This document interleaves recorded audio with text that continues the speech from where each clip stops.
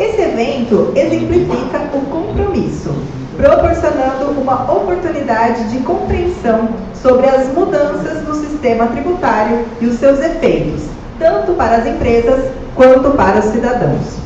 Na condução desse debate, temos a honra de contar com a participação de especialistas que trarão as suas perspectivas e análises aprofundadas sobre o tema. Entre esses especialistas, os que compõem a Sociedade BCP Paiva Bianco Borba Advogados.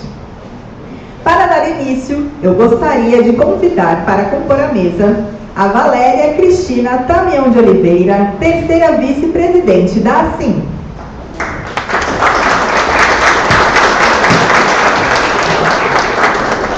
Manuel Batista de Oliveira, primeiro tesoureiro da ASIM.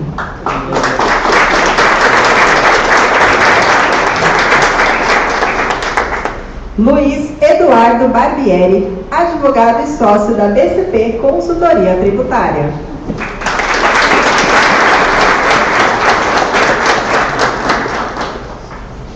Rogério Paiva, advogado tributarista.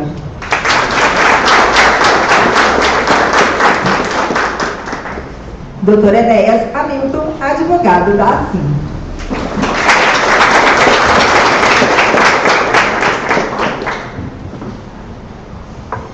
Gostaríamos de saudar o Sérgio Canavari, contador e consultor, com atuação na Delegacia da Receita Federal do Brasil em Marília, onde ocupou o cargo de auditor fiscal e exerceu as funções de chefe da fiscalização e delegado adjunto presente nessa noite.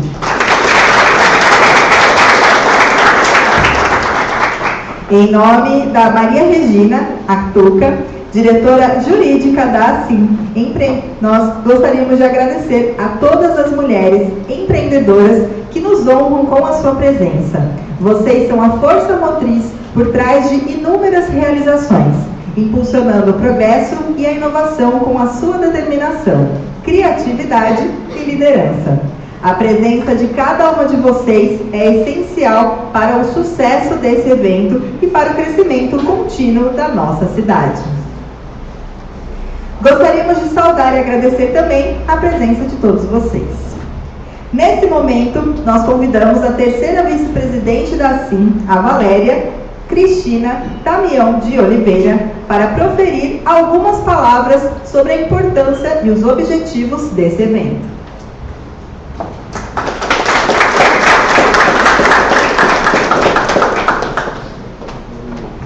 Muito obrigada. Primeiramente, quero agradecer a presença de vocês aqui na ASIM.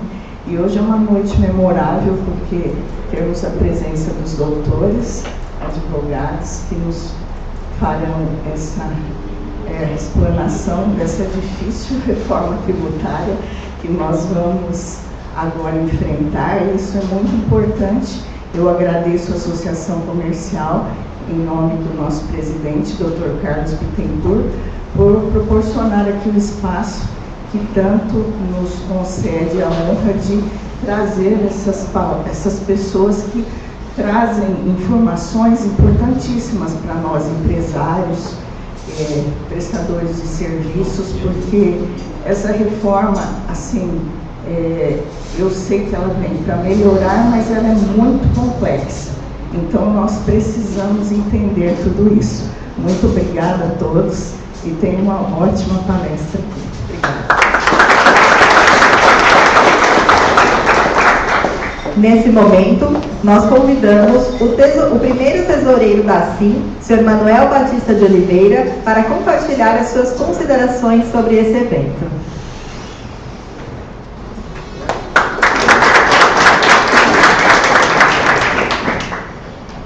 Muito boa noite a todos. Conforme disse a doutora Valéria, é muito importante esse evento que está acontecendo aqui hoje. Nós temos aí uma caixinha de surpresa em termos de reforma tributária daqui para frente, precisamos conhecer, precisamos se aprofundar nesse tema. Esse é o papel da associação comercial: informar, buscar conhecimento, buscar informações, enfim, aclarar todas as dúvidas que existem no ramo por aí afora. Então, a associação não poderia se furtar de estar promovendo, auxiliando nesse evento que vai acontecer aqui hoje. Né? Eu quero, em nome do presidente, agradecer a vocês, agradecer a toda a equipe que está coordenando isso, para que possamos ter sucesso nesse evento, que os senhores possam sair daqui hoje enriquecidos de conhecimentos. A todos, muito obrigado.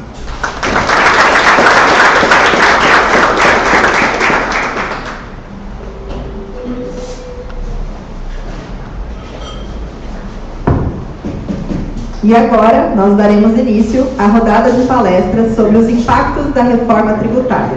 E para fazer a mediação sobre o tema e a discussão, eu passo a palavra ao Dr. Enéas Hamilton, advogado da ACIM.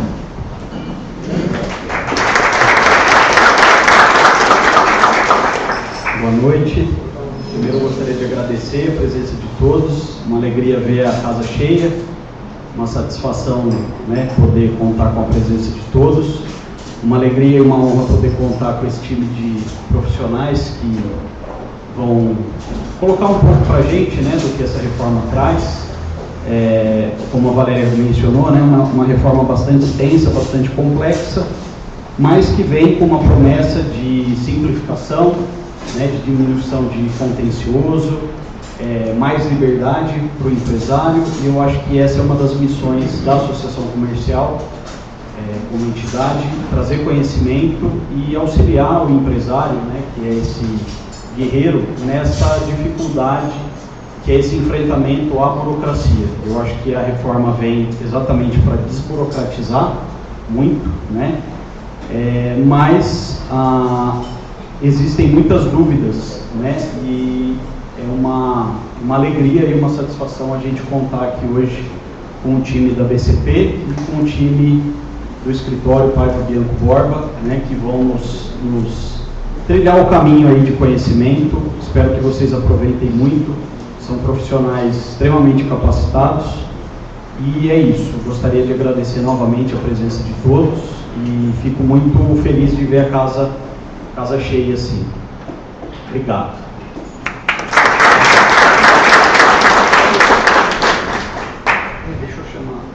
Eduardo, vamos iniciar com você. Deixa eu só fazer algumas considerações importantes. Primeiro, todo o material que a gente apresentar aqui, depois a gente vai disponibilizar para vocês. Quando a gente mandou o convite, algumas pessoas fizeram a inscrição, outras não. Aqueles que não tenham inscrição, a inscrição gerava para nós ali o e-mail e o telefone. Quem não fez a inscrição pode entrar em contato ou com a associação comercial ou com o escritório, para a gente disponibilizar esse material que vai ser apresentado hoje aqui. E o formato que a gente vai endereçar, primeiramente o Eduardo vai fazer uma apresentação, e na sequência o Dr. Rogério, e aí depois no final a gente abre para perguntas, tá? Então a gente vai seguir nesse formato essa noite. Obrigado.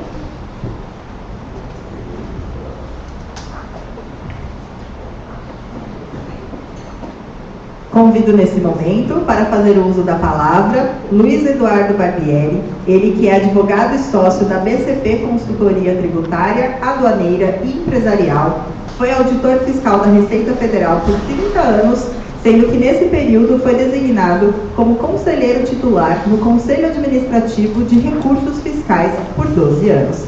Boa noite.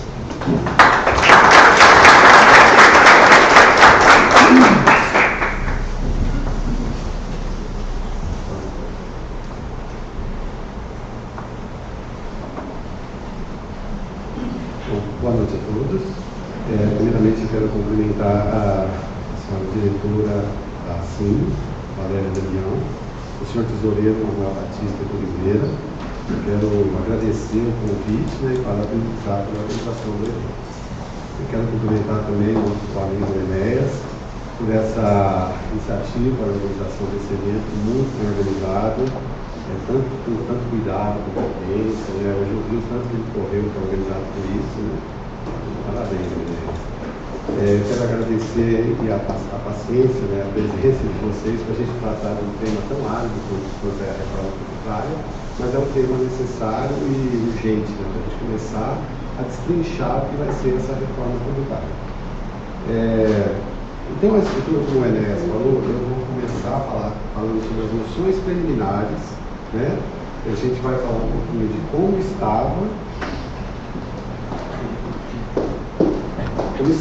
nós estamos hoje, em termos de sistema tributário. Depois a gente vai falar por que a gente tem que mudar, né? Eu acho que isso é uma questão que todo mundo tem essa consciência.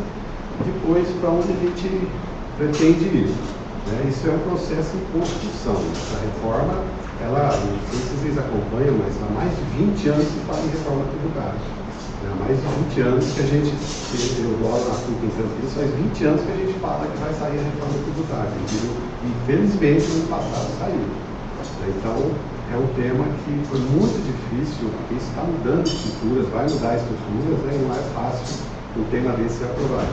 E é um assunto em construção. A gente na Congresso aprovou a emenda constitucional e agora já começaram a mandar os projetos de lei complementar. Já foi mandado o primeiro projeto de lei complementar, que é aquele calhamaço que está na mão do Rogério. São 499 artigos. Tá?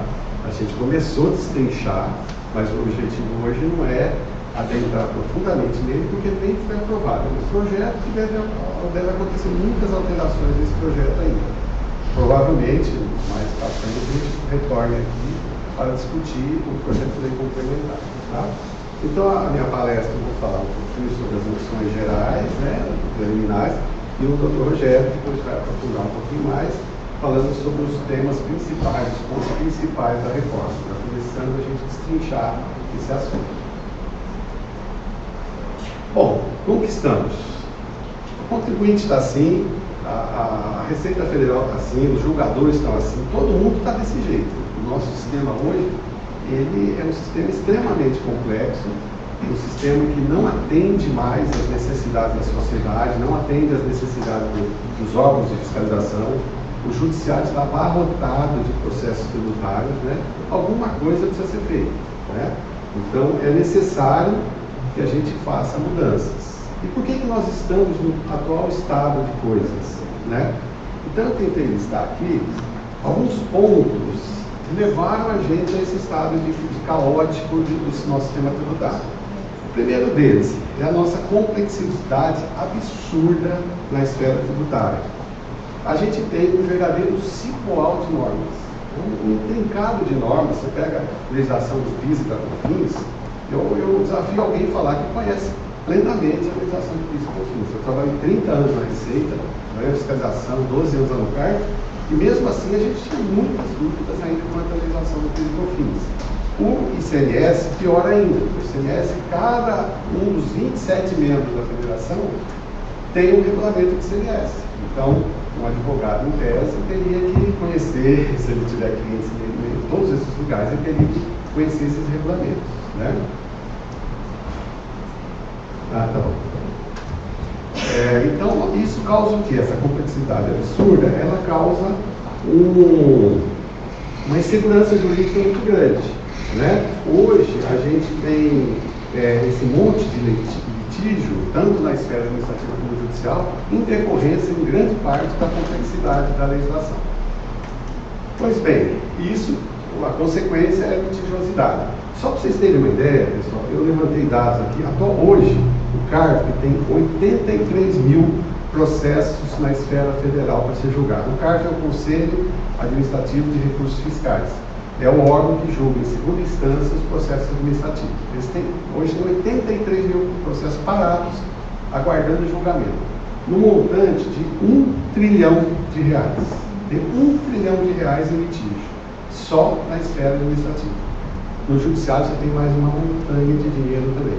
Isso é ruim para todo mundo. É ruim para o contribuinte que está lá litigando, é ruim para o fisco que não recebe, é ruim para os órgãos de julgamento que estão abarrotados, né? Então isso precisa ser resolvido de alguma forma.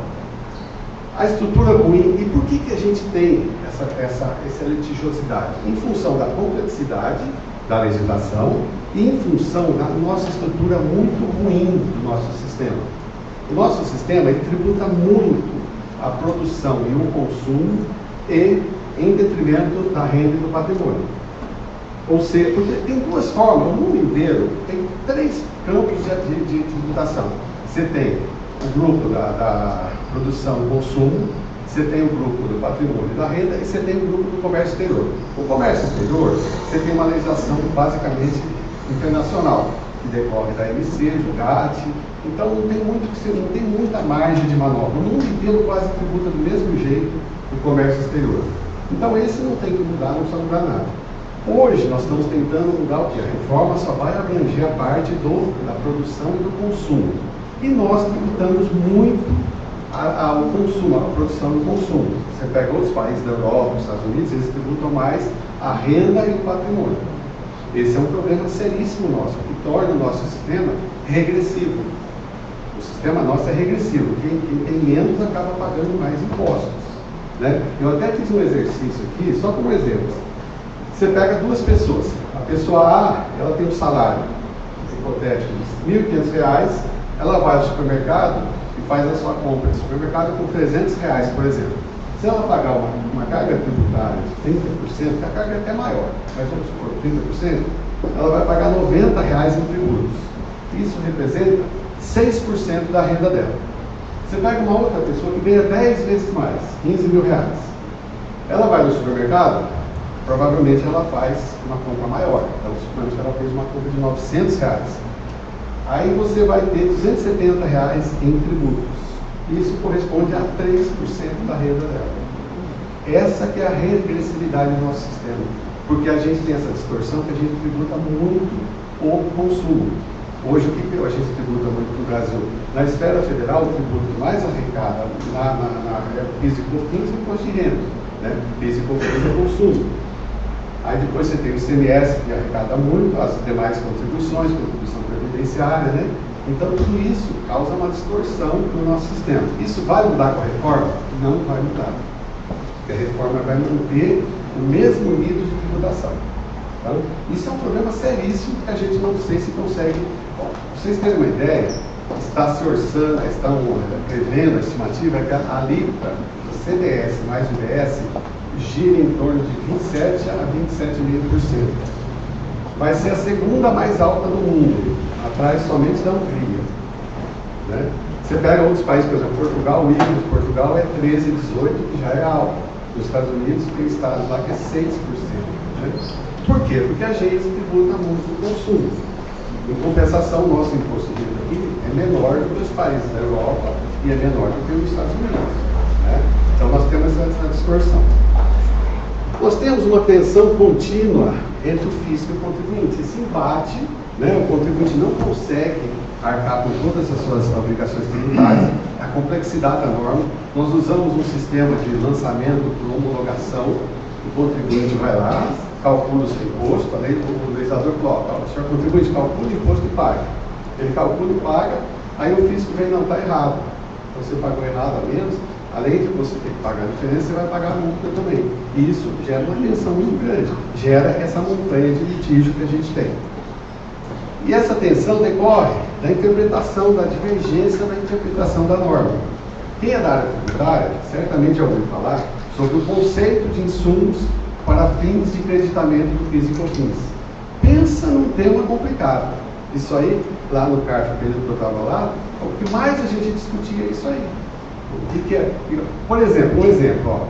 Se eu tenho uma empresa de papel, fabricante de papel, se eu comprar a madeira, é um insumo para fazer papel de terceiros, eu tenho direito a abater todas essas, descreditar das despesas na aquisição. Se eu tiver uma plantação própria e eu usar herbicida para a minha plantação, a Receita Federal entendia que isso não daria direito a crédito de gastos com herbicidas. Ou seja, a mesma madeira que eu vou usar, há divergência de interpretação, porque a Receita fez uma IN que era mais restritiva na aplicação, na delineação do conceito de insumos. Tá? Isso foi no CARF lá, houve uma interpretação mais expansiva, a STJ foi no mesmo caminho. Mas isso gerou muita divergência. Isso deve acabar com a reforma. E por fim, nós temos um problema que a tributação nossa não é transparente. Poucas pessoas têm noção de quanto elas estão pagando de tributo. Você vai hoje a alguns supermercados, a maioria deveria fazer isso, né? Quando você faz a tua compra, vem lá quanto que você pagou de tributos. Na conta de energia elétrica isso é muito claro, né? Pelo menos a empresa lá de Campinas, ela demonstra certinho o que você está pagando de imposto. É muita coisa, né? Hoje já tinha o princípio de transparência e agora foi reforçado também na reforma.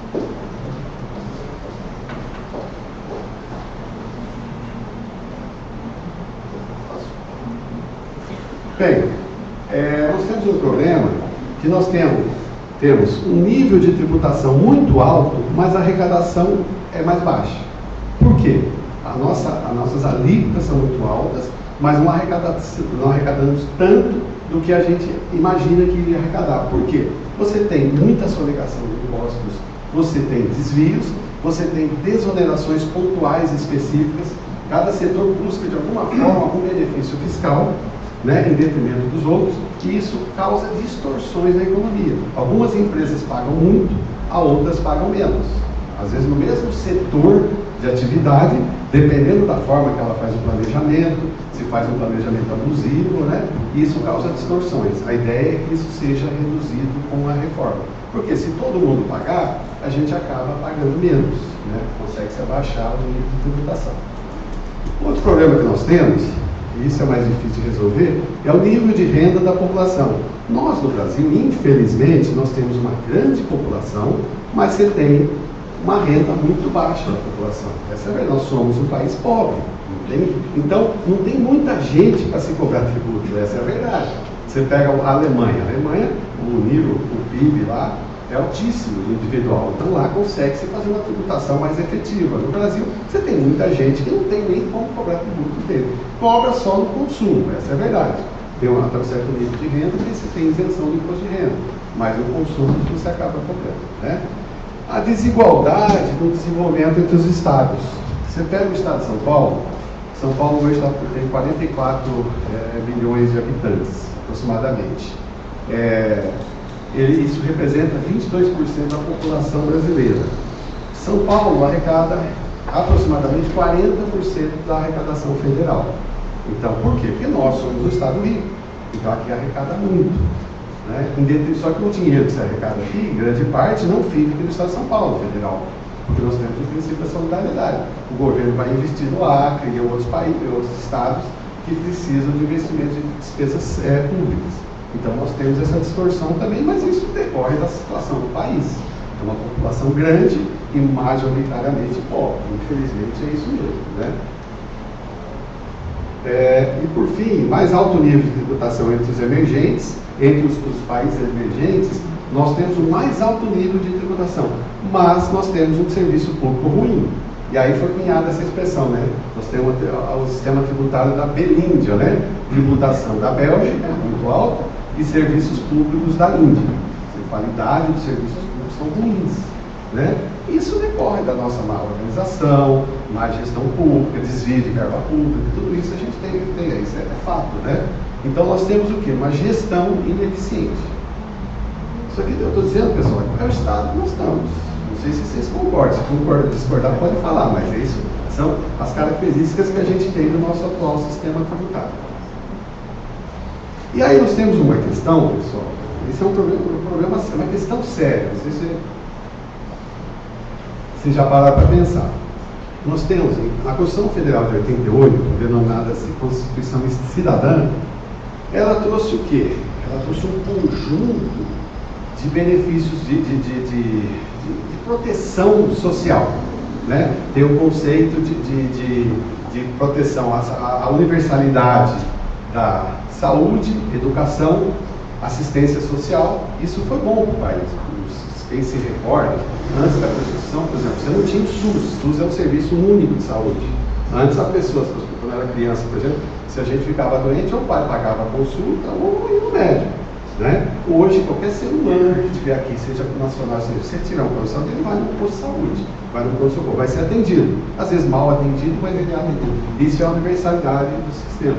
Foi bom, em certos pontos, que a Constituição trouxe esse conceito de universalidade de saúde e educação. Hoje, qualquer criança no Brasil, ela vai encontrar uma escola para frequentar. Só que isso aí, gente, não tem almoço grátis, né? Isso trouxe o quê? Um elevado grau de tributação. E daí que começaram a surgir o cardápio das contribuições sociais. O cardápio que se abre ali tem um rol de contribuições, né? PIS, COFINS, contribuição social sobre o lucro líquido e contribuição previdenciária. Principalmente essa aqui, ó, tributa muito. E o recurso do PIS e da COFINS, ela vai, em parte, para a previdência social, para a saúde, para a educação, para a universalidade desses serviços públicos aí. Isso é bom? É bom. Só que isso custa caro, né? Por isso, nos demais países do mundo você não tem essas contribuições no PIS e COFINS, não existe isso é nosso só, né? Mas a gente tem uma população muito pobre, muito carente, e infelizmente a gente tem que fazer frente a esses serviços, né? E aí tem uma grande discussão, pessoal, que é a discussão entre o Estado de bem-estar social ou o Estado liberal. Na Europa, na maioria dos países da Europa, vige o Estado de bem-estar social. Lá, os governos dão muito serviço público de qualidade. Eu faço um curso lá em Portugal, é impressionante como eles cuidam dos idosos lá. Tem uma ambulância lá, uma amarelinha, que o dia da vacinação, o dia da consulta, eles vão na casa dos idosos, pegam o idoso, levam ele para vacinar, levam para o médico. É o estado de bem-estar social. Tributação elevada, carga tributária elevada e serviços públicos disponíveis de qualidade. Esse é o estado de bem-estar social. Depois você tem o estado liberal, o exemplo mais claro é os Estados Unidos. Os Estados Unidos tributa pouco, mas dá pouco serviço público gratuito. Nos Estados Unidos, se você tiver um problema de saúde, eu tive um problema com o filho meu na Disney uma vez, você chega no hospital, você nem entra no hospital se você não mostrar que você tem o seguro de saúde ou que você vai pagar. Você nem entra no hospital. Pode estar morrendo lá, você não vai ser atendido. Eu não sei o que é melhor, tá? Aqui tributa muito e tem serviços públicos, aqui tributa pouco e cada um tem que se virar. Você que compra o seu plano de saúde, você que tem uma reserva financeira. Nós, no Brasil, está indo pelo caminho do bem-estar social. Só que nós temos um problema que nós somos ainda um país pobre. Os países da Europa são ricos, então o pessoal consegue contribuir muito com tributos. E aí o Estado retribui o serviço. Nós temos temos que prestar muito serviço público e temos uma população pobre ainda que não tem muito onde arrecadar. Bom, então tudo isso que eu falei para vocês traz esse tipo de contribuinte aqui. O contribuinte está desesperado, né? Porque está muito difícil você entender, você suportar a carga tributária muito pesada. Hoje o maior sócio que uma empresa tem, vocês sabem quem que é, né? O maior sócio da empresa é o Estado. A maior parte dos recursos da empresa são destinados a pagamento de tributos, por causa de todos aqueles fatores que eu falei. Então, o nosso sistema hoje, ele é caótico, porque ninguém consegue entender, muito litígio, muita divergência. Ele é anacrônico, porque o nosso sistema, o nosso modelo, foi desenhado, você pega a Constituição de 67 e a emenda constitucional de 69, já delinearam os tributos, mas o nosso sistema ele foi construído, assim, da maneira que nós entendemos hoje, é pelo CTN, Código Tributário Nacional, que ele é de 66. Pasmem, já é um senhor de 50 e tantos anos. Depois nós não tivemos reforma significativa.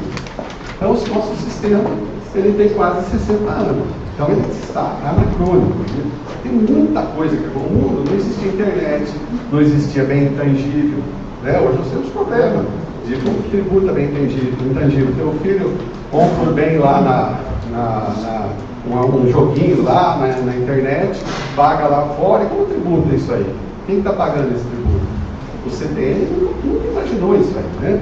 Então, nosso sistema já está anacrônico. Vocês vejam que a reforma agora ela fala de bem material e bem imaterial. Porque antigamente não tinha, 66 não tinha bem imaterial. Né? E aí, nosso sistema ele é discrepante e desarmônico com o mundo civilizado.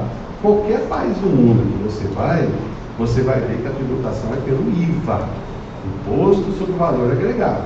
Você vai nos Estados Unidos, você compra um notebook, na loja, você sai no caixa, tem o valor do notebook, e depois você já paga em separado, o IVA, se for do estado da Flórida, 100%, vai? Se não me engano é isso.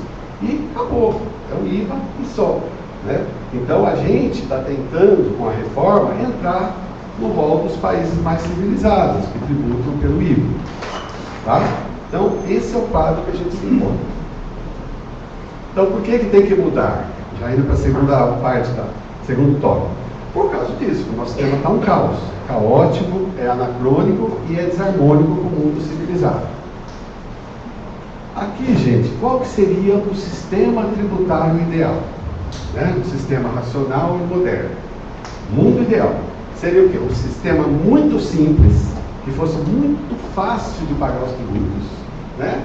Com a interpretação e aplicação mais fácil, tanto para os contribuintes, como para a fiscalização, como para os órgãos de julgamento. Todo mundo tem dificuldade aí. Vocês não têm noção como é difícil. Quando eu estava no cargo, a gente julgava processo. Tem processo que você olhava, você viu autoinfração, você falava, a fiscalização tem razão. Aí você olhava a defesa, não, o contribuinte tem razão. Porque tem muita divergência, tem muita bola dividida, né? Isso tinha que ser mais simples, mais fácil, né? O resultado, qual que seria dessa simplicidade? Segurança jurídica, redução do custo da gerência dos tributos.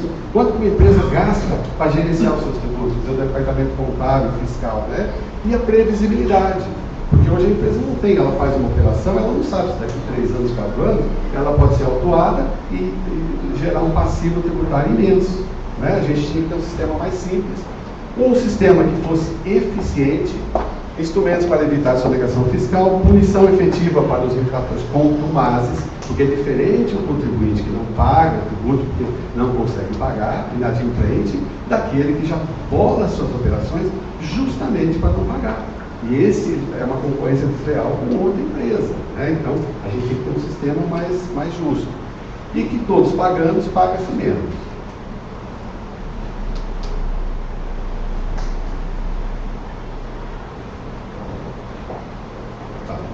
E aí a gente precisa de uma justiça fiscal, né? Precisamos mudar o nosso sistema da regressividade para a progressividade. Não vai ser nesse momento que a gente vai fazer isso, mas a gente precisa caminhar para isso, porque o mundo civilizado faz isso. O mundo civilizado tem uma tributação progressiva. Né? No Brasil nós temos uma tributação regressiva. Então precisaria tributar mais os tributos diretos, imposto sobre renda, sobre patrimônio, sobre transmissão de imóveis, né? E menos a tributação sobre a produção e o consumo. Esse seria o ideal. Né? E minimizar a possibilidade de planejamento tributário abusivo. O planejamento tributário é lícito e deve ser feito. A empresa tem que fazer um planejamento tributário. O que não pode é o que a gente chama da evasão fiscal, é o planejamento ilícito. Né? E também, gente, a gente tem que fazer a discussão do tamanho do Estado. A gente quer um Estado grande, que provém muito serviço, ou quer um Estado mais enxuto. É uma decisão política que nós, brasileiros, o Congresso, tem que tomar. A gente vai ter um Estado de bem-estar social ou um Estado liberal. Então, essa é uma discussão que tem que ser feita. E aí, gente, aí começou a surgir a ideia do IVA puro. Essa ideia nasceu, o embrião foi lá na GV, na Fundação Getúlio Vargas de São Paulo, dentro do NEF, né, que é o Núcleo de Estudos Fiscais da GV, e o CCIF, que faz parte o Eurico de Santi, que é um professor da GV, o Bernardo Api, que hoje é o secretário da Reforma Tributária, e tem mais 2 membros lá. Isso já faz uns 9 anos que eles estavam discutindo isso. Eu acompanhei várias discussões e tal, e há uns 9 anos que se fala isso. E lá surgiu a ideia do IVA puro, simples, fácil, um imposto só, né? Só que isso aí, gente, tem um mundo ideal, esse é o mundo ideal, e tem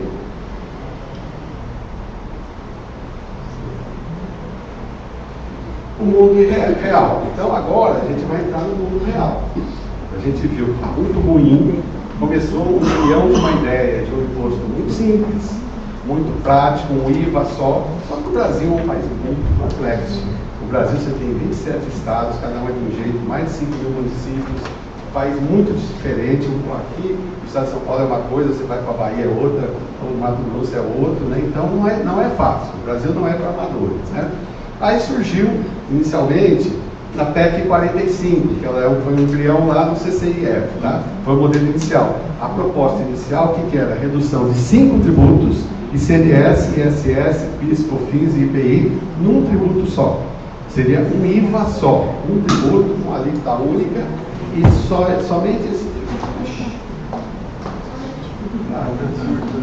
Isso aí que o palestor.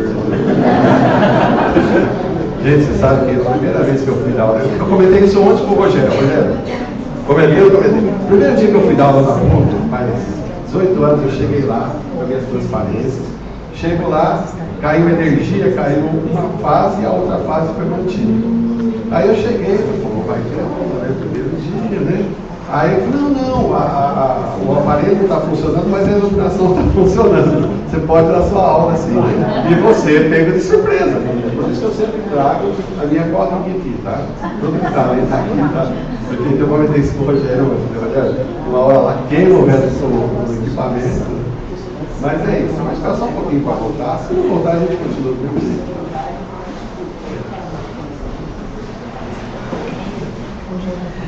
Seu chutor aqui, cara. Mas é isso, gente. Então, assim, só para a gente ir conversando um pouco.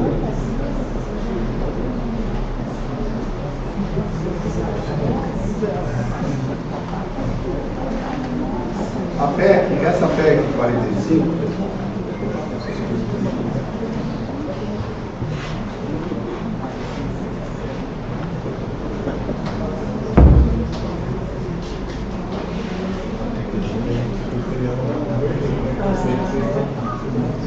vamos tocando.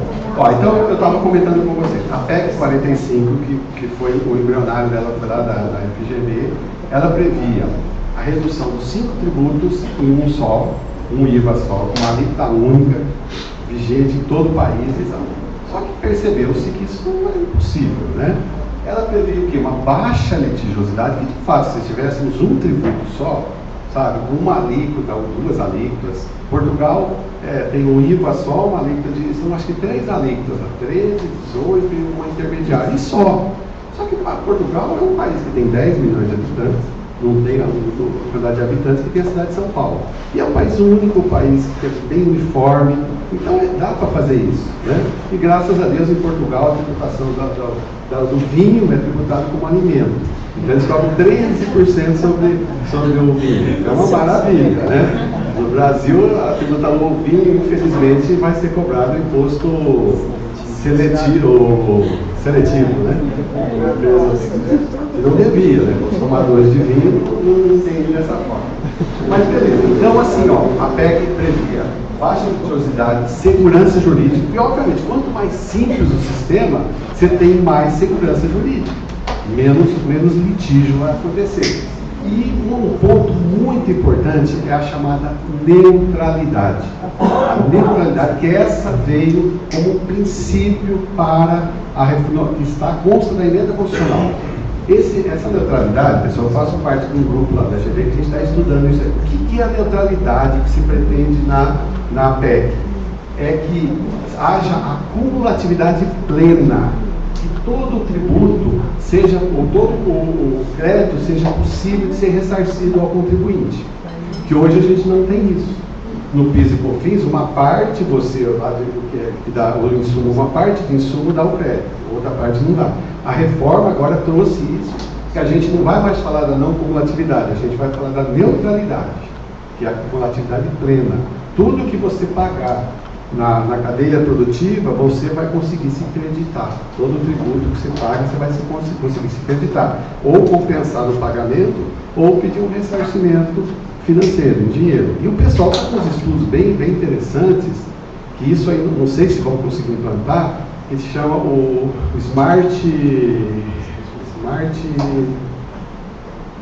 esse outro nome, que é você tentar, eles estão pensando, quando você pagar o tributo, uma parte, por exemplo, você pagou um boleto lá do fornecedor, uma parte vai para o fornecedor, uma parte já vai para o fisco, e a parte que você tivesse por direito ao crédito já seria restituída ao contribuinte imediatamente. Esse seria o mundo ideal, né? Seria o mundo ideal. Não sei se a gente vai conseguir chegar nisso, mas eles estão pensando. Esse grupo lá participa o pessoal do fisco do Estado, da Receita também, e a ideia é que estão pensando para atingir essa neutralidade é que seja feito dessa forma, tudo automaticamente. O sistema bancário brasileiro permite, né? Como você paga o simples, o sistema bancário já distribui o recurso. Então poderia ser feito. Você pagou um boleto, uma parte já vai para o fornecedor, uma parte vai para o fisco e já manda um crédito para a empresa de quem você comprou, tá? Seria o ideal. E com isso a gente teve o quê? Transparência da arrecadação e manutenção do alto nível de carga tributária. Então, essa era a PEC 45, projeto que nasceu lá na GV. Mas foi para o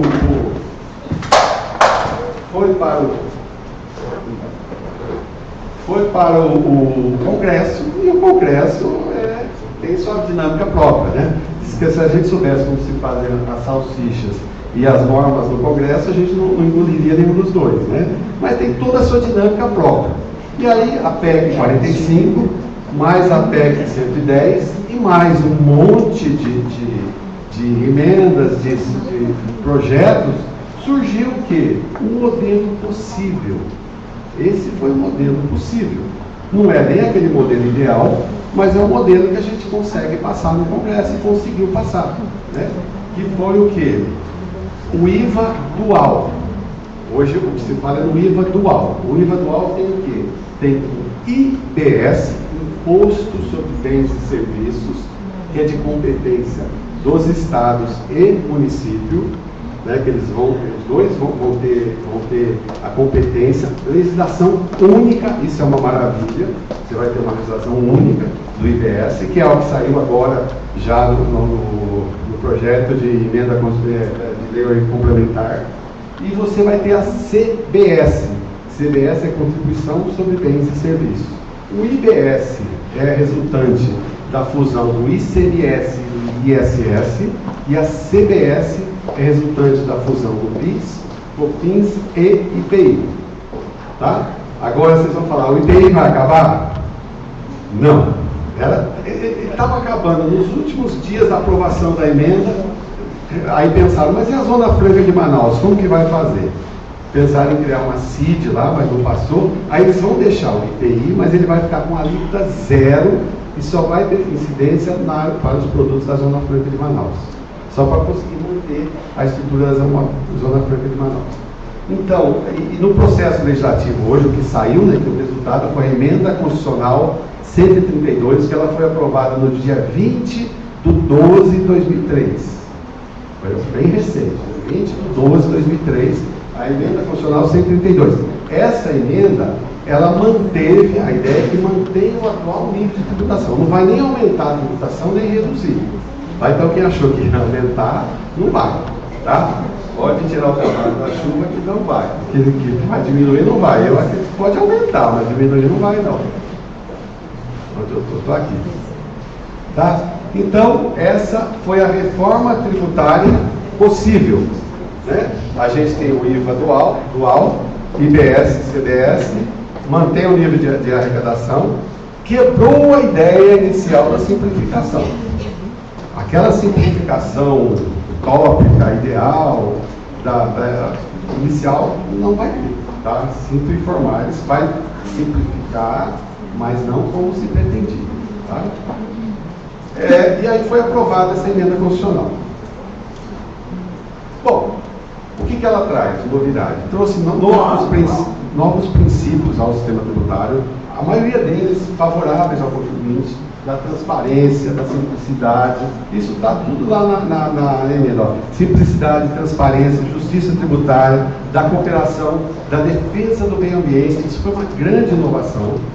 Consta lá da emenda o princípio da defesa do meio ambiente.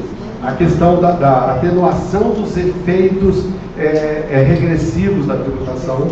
Isso são princípios. São princípios modernos que vieram à nossa Constituição, foram incorporados pela emenda constitucional à Constituição Federal.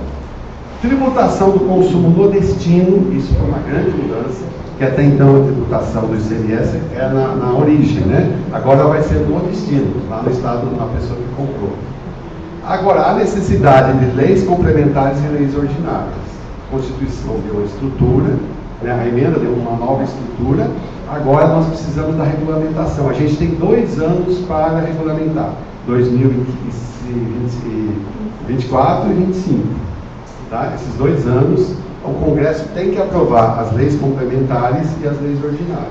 A primeira lei complementar já saiu faz meio mês, a lei complementar 68/2024. Ela trata da lei geral do IBS, CBS e do imposto seletivo. Tá? Já saiu aquele calhamaço na mão do Rogério ali, mas ainda ela está, o Sérgio comentou que começou a discussão hoje no Congresso. dessa lei complementar. Tá? A reforma tem um prazo de implementação de 10 anos. É muito.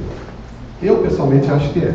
Acho que podemos ter um prazo de 5 anos, mas entenderam que era melhor fazer vai ser paulatino. O Rogério vai mostrar para vocês uma linha do tempo aí, como que isso vai ser implementado.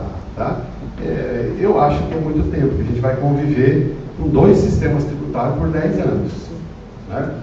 Poderíamos ter, mas é isso que foi aprovado, vai ser assim. Tá? A extinção do ICMS, do ISS, do PIS, COFINS e do IPI. O IPI, na verdade, não vai ser extinto, ele vai ficar com a alíquota zero. E novos tributos foram criados: IBS, CBS, Imposto Seletivo e IPI Zona Franca de Manaus. E aí, pessoal, eu não sei por que motivo, essas coisas que acontecem no Congresso, porque a ideia era só a criação do IVA. Aí vieram alterações no IPVA, no IPTU, no ITCMD, na COSIP, que é aquela contribuição sobre a iluminação pública, que essa, a meu ver, eles alargaram demais a base, tá? A base dela, só para vocês terem noção. Ó, como que está lá, ó. Os municípios do Distrito Federal poderão instituir a contribuição para custeio, expansão e melhoria do serviço de iluminação e dos sistemas de monitoramento para a segurança e preservação dos logradouros públicos. Isso é um campo muito grande de atuação dos municípios. Eles podem criar essa contribuição para, por exemplo, para a expansão do sistema de segurança. Marília quer colocar câmaras de proteção, de segurança na cidade inteira, e pode fazer isso através dessa contribuição. Isso não estava previsto. É que o Brasil não é para amadores, né? O Congresso entra uma coisa e sai outra, né? Isso foi criado, tá? Já está incorporado à Constituição. Outros tributos de competência constitucional nova, contribuição do sistema de monitoramento de segurança. Essa é que eu falei aqui já, tá? Vejam, pessoal, só um detalhe, ó. Eu já comentei, a maior alteração na esfera tributária que a gente teve foi em 66. Então, essa reforma, ao menos a gente tem uma reforma. A gente vai ter alguma coisa para mudar, né? Eu acho que isso foi um ponto muito positivo.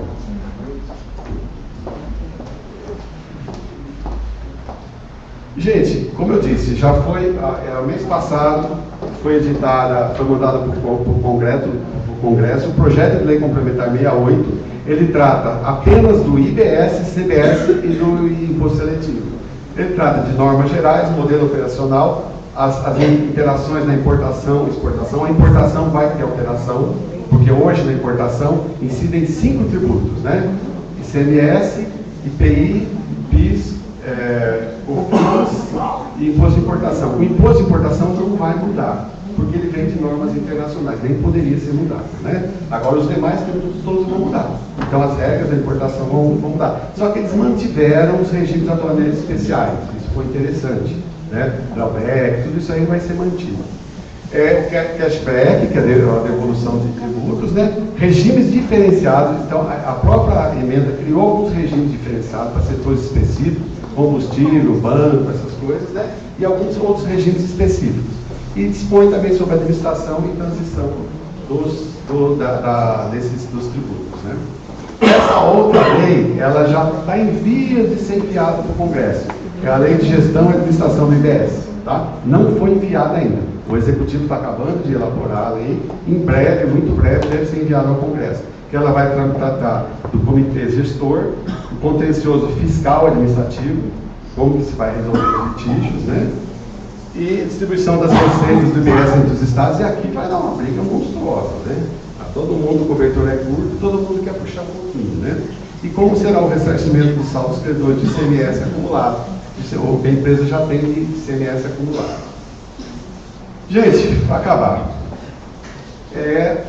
o que a gente tem? Então, assim, eu falei como a gente estava no estado de caos.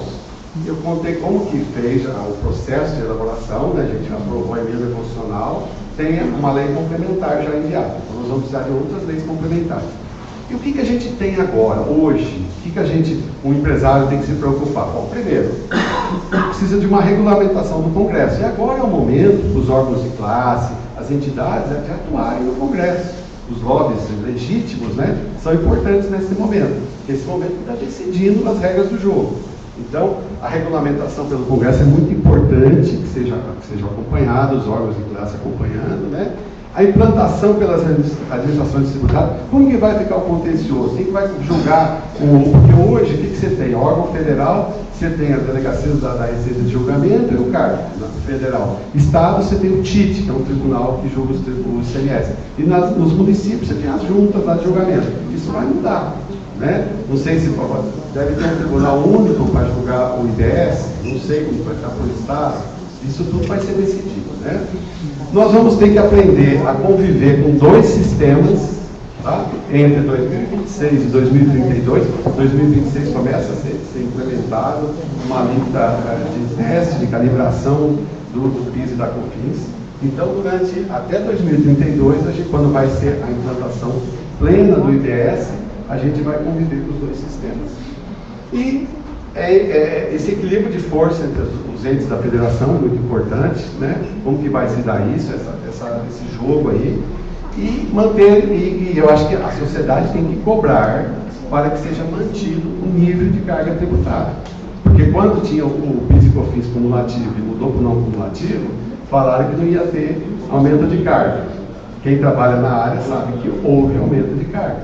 Então é muito importante que realmente seja cumprida essa promessa de que essa reforma não traga um aumento de carga tributária. Tá bom? Gente, então é isso, tá?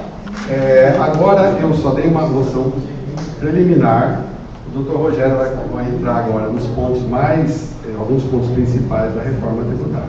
Ele vai dar sequência na palestra, tá bom? Muito obrigado.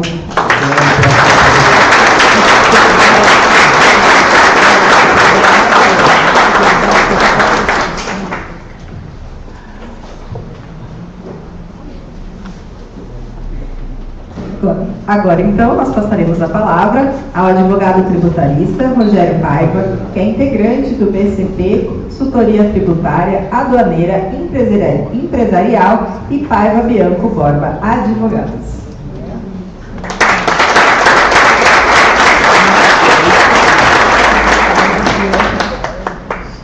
Boa noite a todos.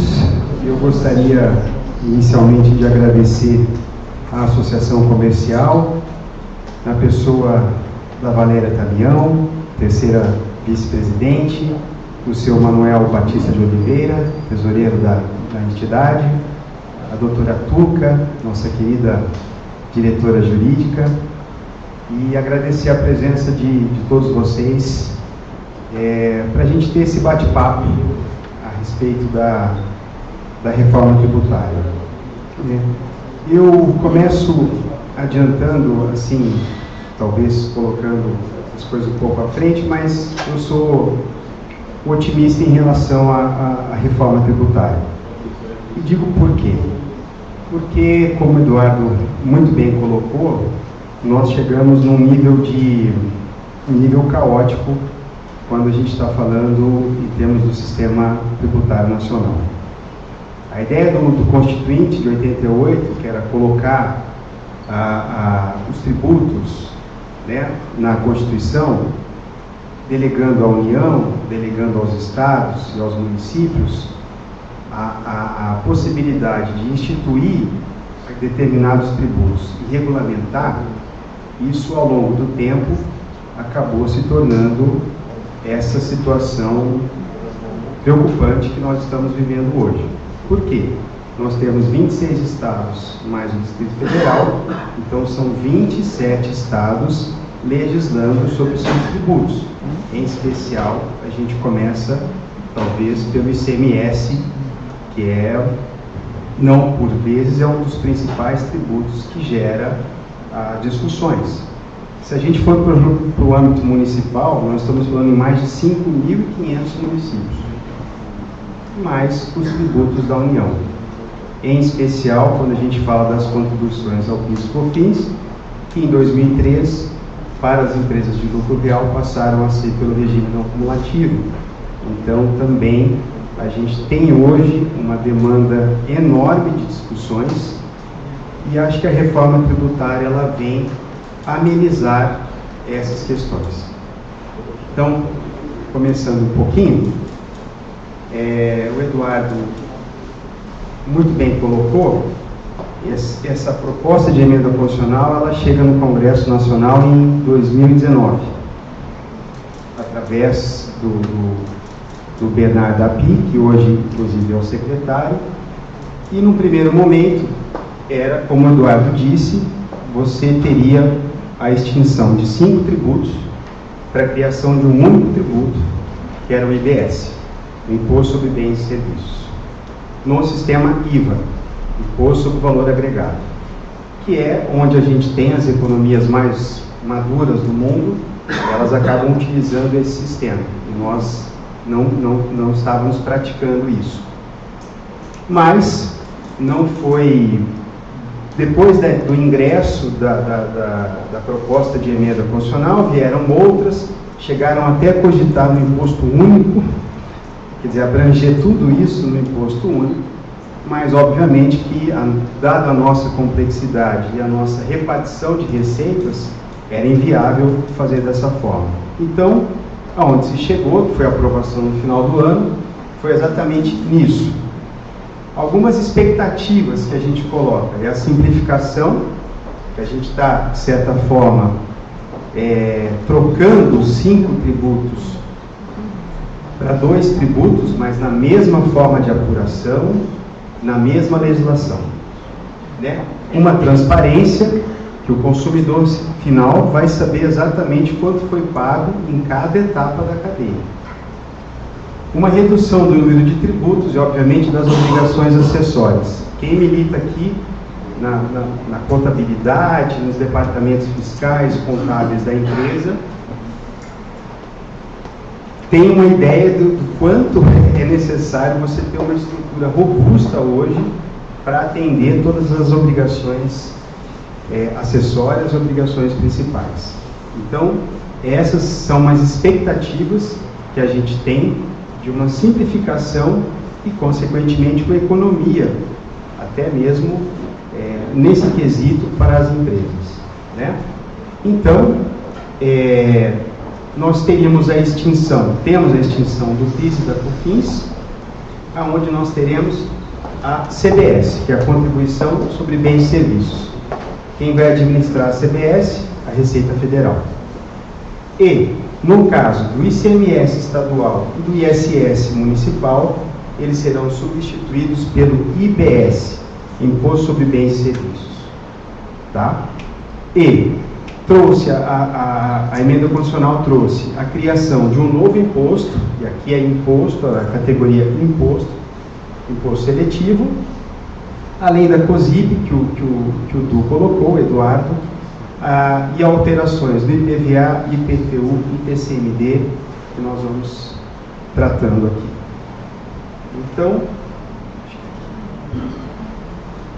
o imposto sobre valor agregado. Aqui, uma característica muito importante, a gente está falando de uma materialidade ampla.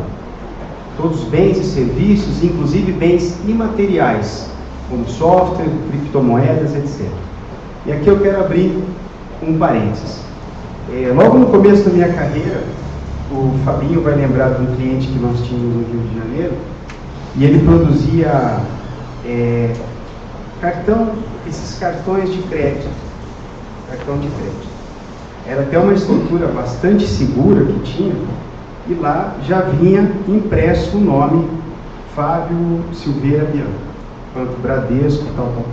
Bom, a discussão era, o que é esse cartão? Ele é uma mercadoria ou é uma prestação de serviços? Então a empresa conviveu com essa dúvida, o Estado querendo cobrar de um lado e o município querendo cobrar do outro, porque não se sabia se era uma mercadoria ou se era uma prestação de serviço. Então, isso gera o quê? Insegurança jurídica. Ao final, foi feito todo um processo e ficou constatado que não era uma mercadoria, porque o cartão do Fábio não servia para a Gabriela. Então, era uma prestação de serviços sujeita ao imposto sobre serviço de competência municipal do Rio de Janeiro. Nesse caso aqui, Nós não temos mais isso. Eu vendi o cartão, vai ter a incidência do IBS e da CBS. Então, essa questão, ela vem simplificar de uma forma bastante significativa. Não cumulativo. Tudo que eu comprar, tudo que a empresa comprar, ela vai poder gerar crédito. A exceção que a norma trouxe são bens para uso e consumo. Calculado por fora, então ele tem exclusão do próprio tributo e quaisquer outros tributos da base de cálculo. Nós, recentemente, tivemos uma discussão bilionária no Brasil, que era, para quem opera aqui, que é a exclusão do ICMS na base de cálculo do PIS e da COFINS. Por quê? Tributo em cima de tributo. Nós não teremos mais. E também a outra mudança é a cobrança no destino, onde for o consumo. Também com regras claras. Hoje nós temos no sistema substituição tributária, quem que deve, quem que não deve. Também isso eu vejo como uma alteração importante. Então, foi feita essa bipartição. IVA federal, CBS, extinguimos PIS e COFINS, e o IPI, que não acabou sendo extinto, mas ele acaba tendo uma alíquota neutra, né, zero. E o IVA, Imposto sobre e o IBS, Imposto sobre Bens e Serviços, que está substituindo aqui o ICMS e o ISS, e ele vai ser administrado por um comitê gestor, que a gente vai chegar lá. Bom, falamos do comitê gestor. Então, CBS, Receita Federal, continua arrecadando, fiscalizando e tudo mais. Mas, nesse caso, vai ser criado um comitê gestor que vai ser formado por membros do Distrito Federal, dos estados do Distrito Federal e membros municipais, em que, na realidade, eles vão gerir a questão do IBS, né? Então, aqui a gente também tem bastante, como o Du colocou, a gente tem ainda muitas dúvidas de como vai ser o dia a dia desse comitê, né? A questão, por exemplo, dos tribunais administrativos, mas, de toda forma, é dentro dessa estrutura que a emenda constitucional e a lei trouxe na criação do comitê gestor. Bom, falamos de IVA, falamos que esse vai ser o formato, né? Mas aqui é um exemplo até tirado do próprio site do governo federal, para tentar ilustrar para vocês o que é o IVA, ou seja, o princípio da não cumulatividade. Eu comprei, eu tomo crédito. Eu vendi, quem comprou vai tomar o crédito. E assim sucessivamente até chegar ao destino final, ao consumidor final, que vai saber exatamente quanto incidiu em cada etapa da cadeia. Esse seria o valor final do IVA. Tá? Então é um exemplo aí de uma produção de uma camisa, um vestuário, que chega até a etapa final.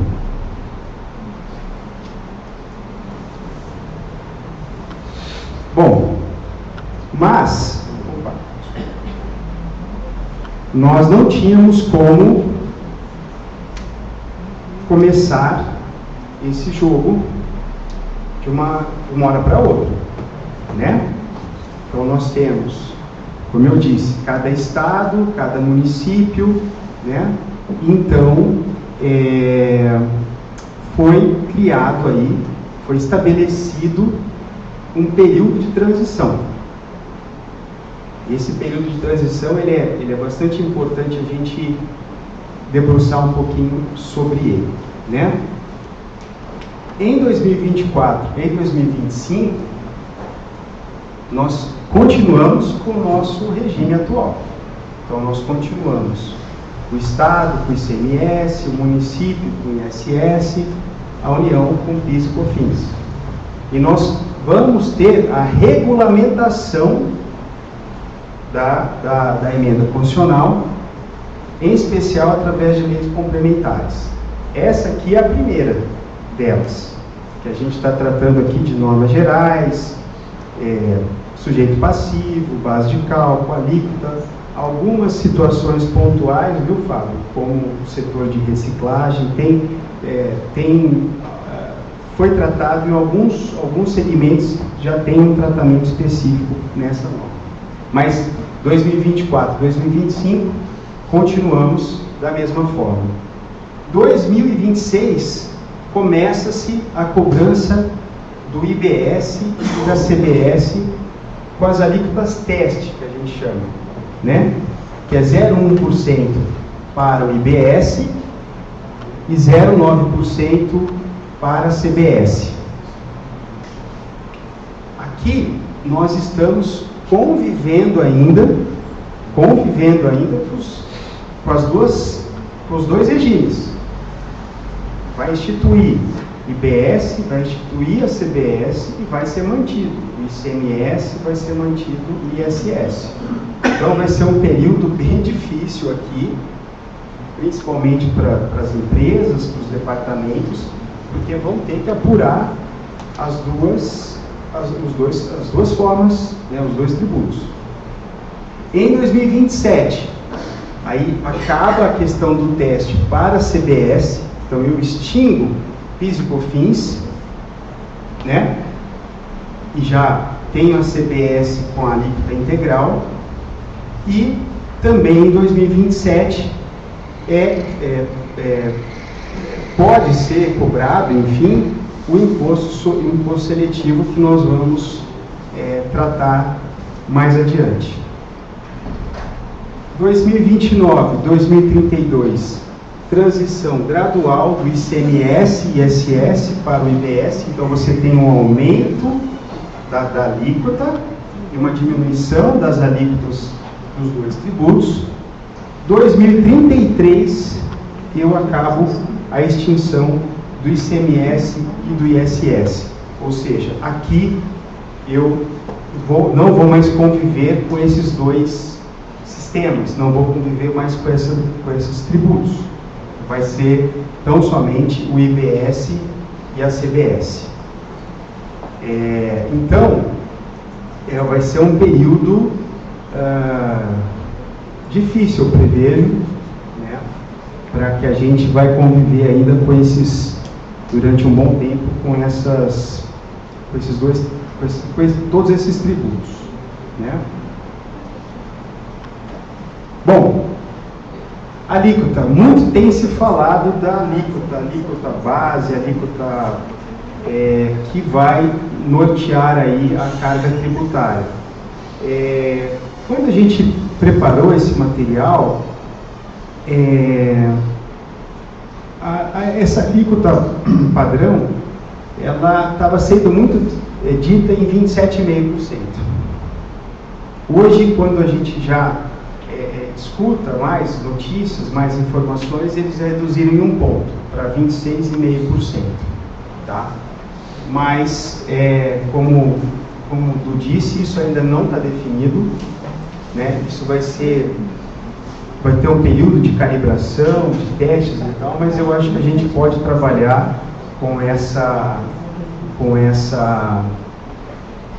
alíquota aí, né? E esse gráfico ele exemplifica, né? O ICMS, ele vai reduzindo até 2032, o ISS, ele vai reduzindo até 2032, em contrapartida, os tributos do IBS vão subindo até, se confirmado, até chegar aqui essa alíquota de 17,5%. Então, essa é uma expectativa que possa acontecer. Só que a norma, quando começou, e vocês devem ter acompanhado bastante isso, os setores começaram a falar, pô, peraí, mas 27 fica inviável, né? A gente não pode tratar todos os segmentos da mesma forma. Então, o legislador, ele trouxe regras de redução para determinados setores, né? Então, a gente pega, por exemplo, os serviços profissionais, intelectual. Teve um movimento forte da OAB, do Conselho de Contabilidade e tudo mais, para falar, olha, a gente não suporta os 27,5%. Então, foi trazida uma redução em 30%. Né? Alguns serviços, alguns produtos, e aí vem o critério da essencialidade, são produtos mais essenciais, produtos que devem custar menos, também com uma redução de 60%. Então nós temos serviços de educação e saúde, dispositivos médicos e acessibilidade para as pessoas com deficiência, medicamentos e produtos de cuidados básicos à saúde. E eu acho que o serviço, até aqui, acho que foi zerado. Insumos agropecuários e agrícolas, e assim vai. E determinados produtos, determinados serviços que tiveram uma isenção, 100%. Então, a lei trouxe essas hipóteses, determinados setores que vão ter uma redução na questão da tributação, tá? Então, cesta básica, produtos hortícolas, frutas e ovos, serviços prestados por instituição científica, serviços de educação de ensino superior, ProUni, automóveis para passageiros adquiridos por pessoas com deficiência e autistas, ou por motoristas profissionais, enfim. Então, isso também o legislador teve o cuidado de segregar essas categorias. E aí, foi criado mais um imposto.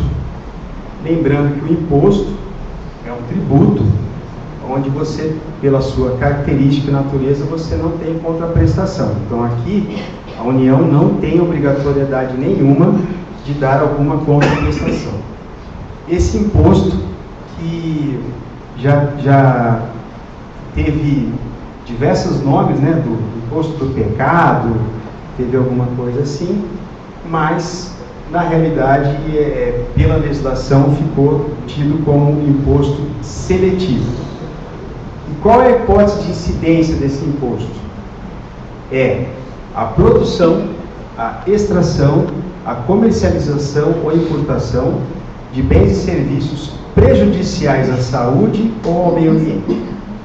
E aqui o legislador elencou veículos, embarcações e aeronaves, produtos fumígeros, cigarro, bebidas alcoólicas, bebidas açucaradas e bens minerais extraídos, sendo vedado, inclusive, qualquer aproveitamento de crédito nas operações anteriores. Então, é um imposto novo, que deve ser instituído a partir de 2027, e esses segmentos aqui são os segmentos que vão ter um aumento de carga tributária. E agora começam as discussões, né? Tem discussão, por exemplo, bebida alcoólica. O que faz mais? O que é mais nocivo à saúde? O uísque ou a cerveja? Pela graduação alcoólica, né?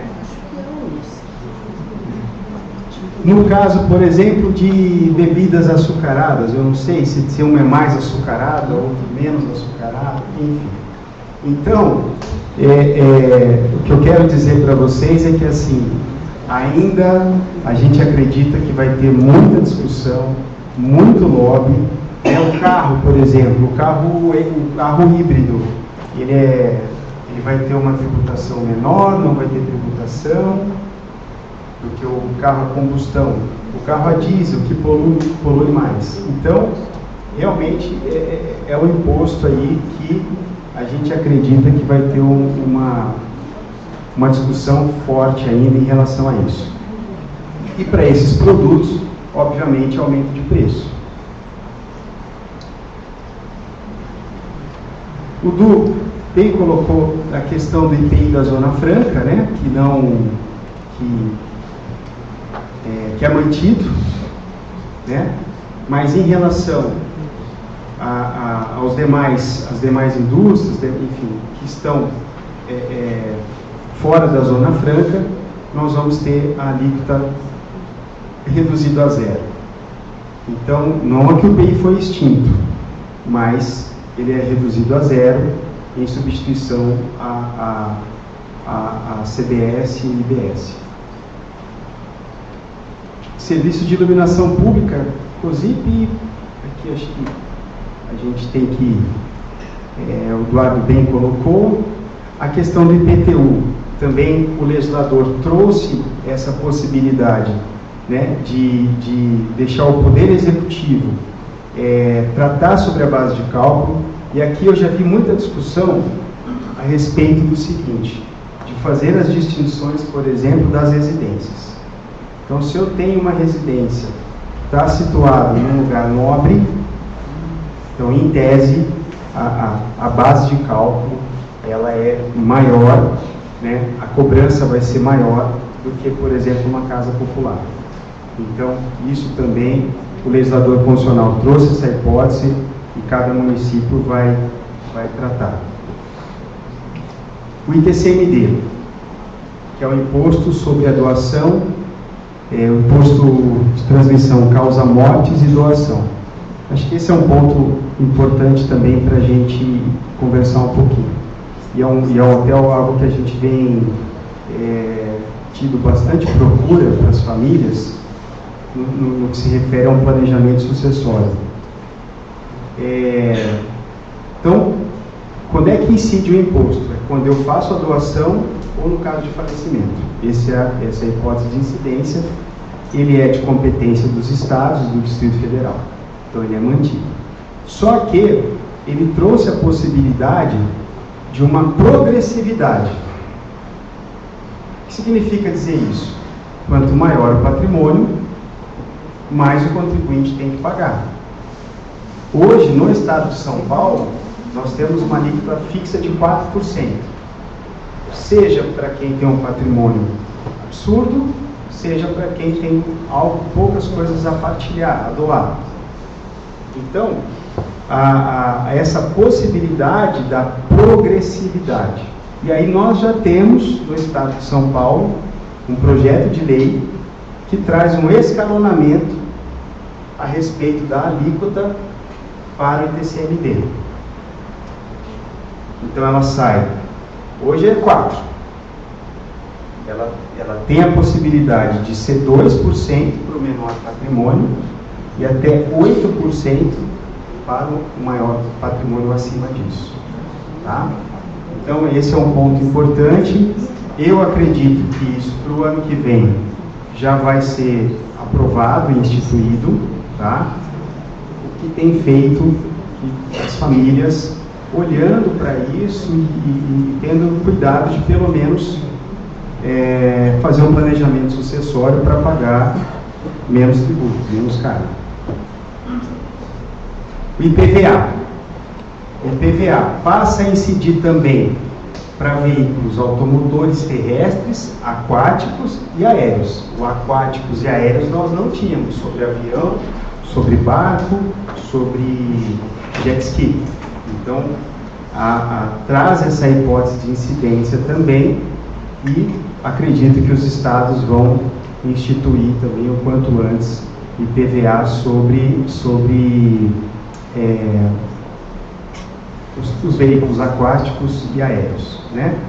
E também uma possibilidade de diferenciação de alíquota, diferenciação de alíquota em razão do tipo, valor, utilização e impacto ambiental.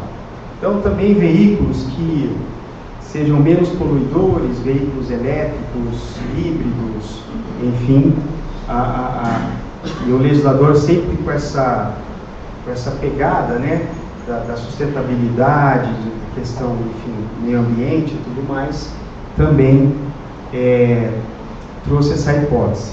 Só que trouxe também a hipótese de não incidência, que são as aeronaves agrícolas, né? E principalmente, né, as focadas ali no setor do agronegócio, pulverização e tudo mais, né? Embarcação de pessoa jurídica que detém outorga para prestar serviço de transportes aquaviários, aquelas balsas que vão de um município para o outro, né?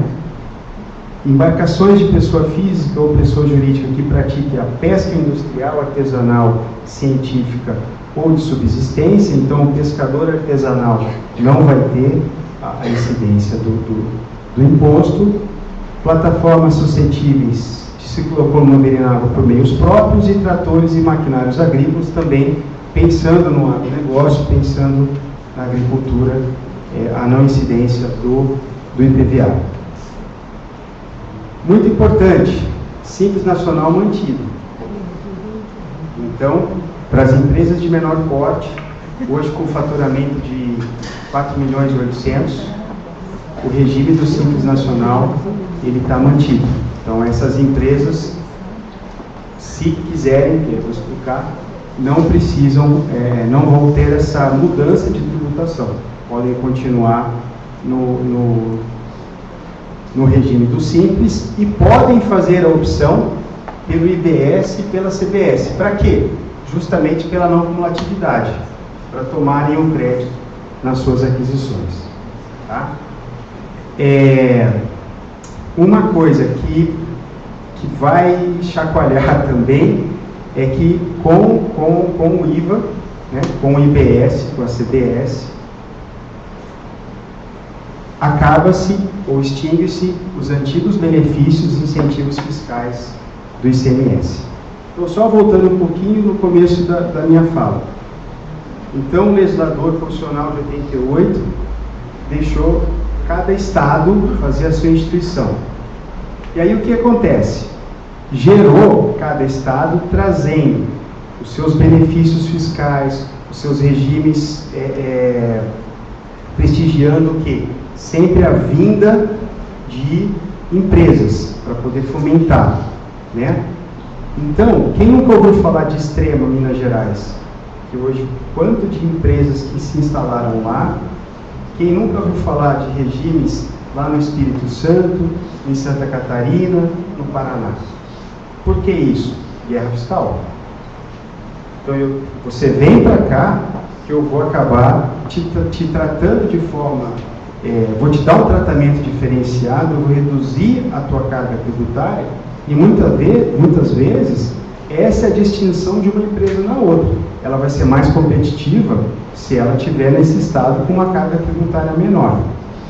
Pois bem, e lá no passado, uma empresa, por exemplo, que estava situada lá no estado do Espírito Santo, que pagava lá na sua final 2 ou 3% do seu ICMS, e o Marcel comprava esse produto, só que estava destacado lá 12%, e ele tomava crédito de 12%.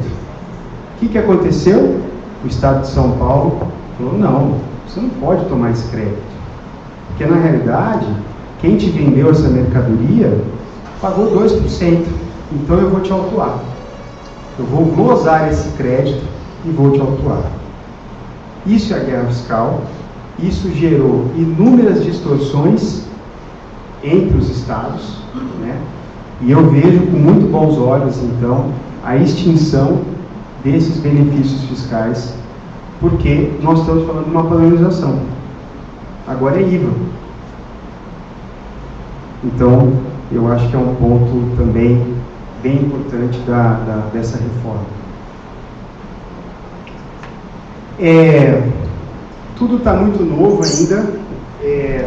Aqui, eu acho que as empresas como um todo, os empresários, eles vão ter que se debruçar em cima disso para entender o seu negócio.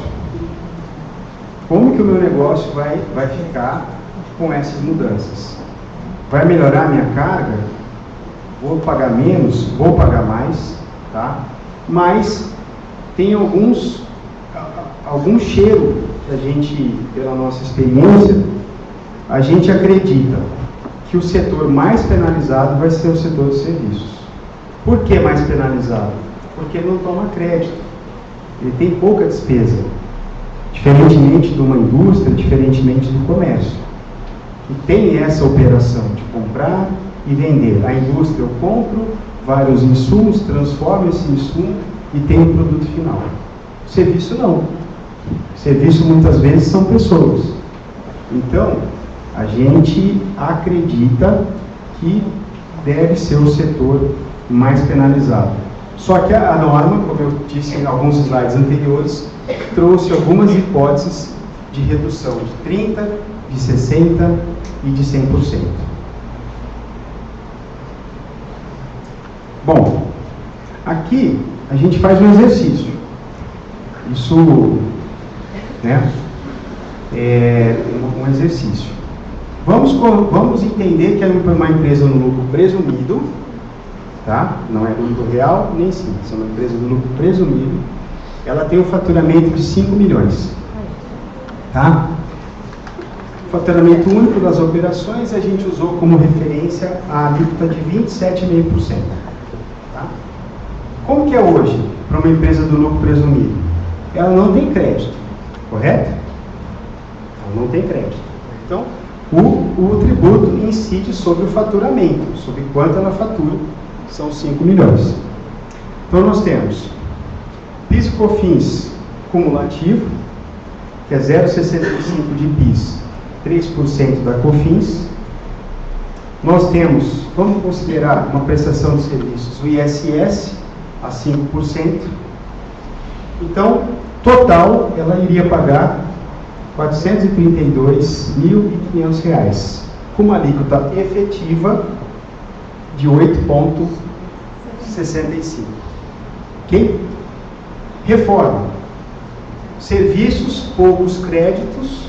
Vamos imaginar que essa empresa ela tenha 20% de crédito das suas receitas. Uma métrica, 20%.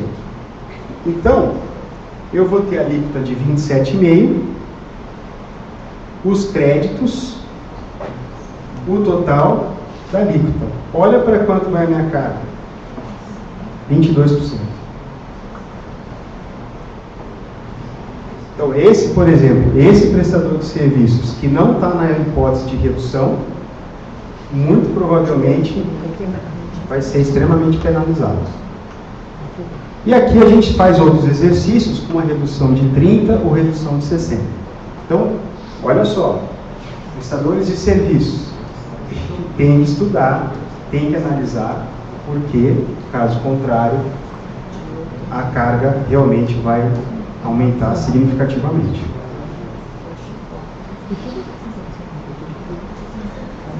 Agora a gente trouxe aqui a questão do comércio, né? Também, comércio, a gente tem algumas hipóteses de redução, né? A gente também trouxe no próximo slide uma simulação para tentar ver um cenário para vocês também. A gente usa uma empresa com os mesmos 5 milhões de faturamento, 27,5%. PIS e COFINS, vamos colocar um ICMS calibrado de 17%, sendo que eu tenho 50% nos créditos. Certo? A minha alíquota efetiva hoje, 12,15%. Com a reforma, vamos imaginar que eu tenha ali créditos de 60% da receita, porque também o IVA trouxe essa questão de se creditar de tudo que está adquirindo, exceto os bens de uso e consumo, e aí 27,5% com os créditos de 825 mil, eu teria uma alíquota de 11%. Então, para o comércio, pode ser vantajoso esse sistema. Tudo vai muito depender dessa questão dos créditos, esse rigor na tomada de créditos nas aquisições. Então, isso é uma estimativa. Volto a dizer, na minha concepção, é fundamental cada negócio, cada empresa fazer os seus estudos para entender os impactos que isso vai que pode ocasionar no seu negócio. Tá? O agronegócio. O agronegócio foi tratado também, dada a importância, né, do setor na nossa economia, e o agronegócio tem lá dispositivos próprios em relação a isso. Então, ele traz um regime diferenciado para as pessoas físicas ou pessoas jurídicas, com faturamento até 3,6 milhões. Então, ela traz um favorecimento para esse regime diferenciado, e que, no caso, o produtor, ou a empresa ou pessoa, pode fazer a opção pelo IBS e pela CBS, desde que tenha essa receita anual, 3,6 milhões. Ele trouxe alíquotas reduzidas, como a gente já colocou em slides anteriores, de produtos, né, produtos ligados ao agronegócio, e uma isenção total, ou seja, zero no caso de cesta básica. Tá? E o IPVA, como também nós trouxemos, isenção para aeronaves agrícolas, tratores e máquinas usadas no campo. Tá? Os pontos negativos que a gente vê para o agronegócio, que vai haver a extinção gradativa dos benefícios fiscais, né? Hoje o segmento ele tem diversos créditos presumidos de PIS e COFINS. Com a extinção dos tributos também você deixa de ter esses créditos, tá? E algumas isenções, diferimentos e reduções da base de cálculo e créditos presumidos de ICMS. Como eu não vou ter mais o tributo, eu também não vou ter mais esses incentivos e esses benefícios. Então, esses são os aspectos negativos que a gente elenca. A indústria. Nos nossos estudos, nas nossas conversas, o setor que vai ser mais privilegiado é a indústria.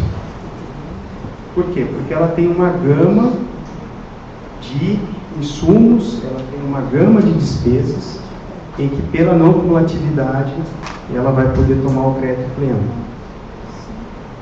Diferentemente hoje, né, o que acontece na nossa estrutura atual, em especial quando a gente está falando das contribuições ao PIS e COFINS. Existe uma gama de litigiosidade muito grande pela não cumulatividade. Assim, posso tomar um crédito? Isso é essencial? Não é essencial? A essencialidade prevalece e assim vai, né? Só lembrando, PIS e COFINS não cumulativo, tomo crédito na minha entrada, debito na minha saída, faço a apuração. Só que dessa sistemática nós tivemos inúmeras discussões. Então, com esse formato, isso acaba. É despesa? Não é para uso e consumo? Você vai tomar o crédito. Então, nos nossos estudos, nós acreditamos que a indústria vai ser a maior beneficiada em termos de redução de carga tributária. E para alguns segmentos, você vai ter aí o imposto seletivo, e com o fim do PIS e COFINS, do ICMS, você também acaba os créditos de insumos. Ou seja, essa sistemática acaba, é IVA e ponto final. Bom, a lei também, ela trouxe uma figura do Fundo de Desenvolvimento Regional, né? Por quê? A ideia do legislador é que pode ocorrer que alguns estados sejam prejudicados em relação a termos de arrecadação, né? E alguns estados, a gente tem conhecimento, principalmente no Norte e no Nordeste, não tem um desenvolvimento como São Paulo, por exemplo. Então, em linhas gerais, foi criado o Fundo de Desenvolvimento Regional, né, onde a União vai bancar esse fundo, tá? Uma expectativa de 8 bilhões em 2029 e até 2034, sempre com um acréscimo aqui de valores com a expectativa no projeto de chegar a 60 bilhões em 2043. Tá? Que eu acho que a gente tem que esperar a questão da criação, regulamentação desse fundo. E o fundo de compensações de benefícios fiscais. Por quê? Lembra que eu disse para vocês que nós vamos acabar com os benefícios fiscais? E tem determinadas empresas que têm esse benefício. Foi dado esse benefício, né? Então, a partir do momento que eu tiro, tem que haver uma compensação para essas empresas que de alguma forma são beneficiadas por isenções, incentivos relativos ao ICMS. Como eu acabo com a guerra fiscal, acabo com os benefícios. Para algumas empresas vai ser necessário essa compensação. Então é também criado esse fundo. Tá? E aqui eu volto a insistir na questão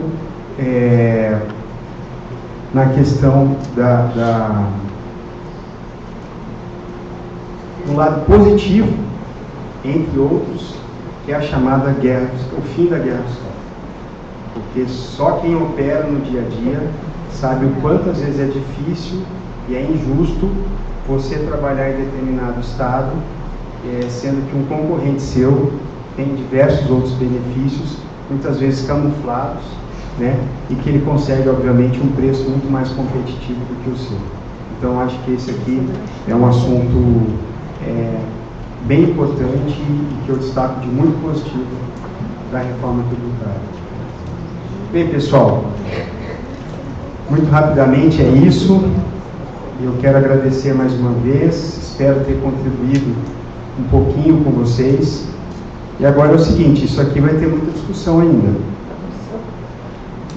Eu acho que pela SIM, por esse espaço que foi dado e outros profissionais que podem vir também, eu acho que teremos rodadas e rodadas de discussão, mas como eu não posso ficar em cima do muro, nunca fiquei na minha vida, eu tenho comigo a minha convicção é que a reforma ela é bastante positiva, ela vai colocar o Brasil num nível com os maiores países do mundo, e eu acho que vai acabar muito mesmo os litígios que a gente vive hoje relacionado aos tributos. Obrigado, boa noite.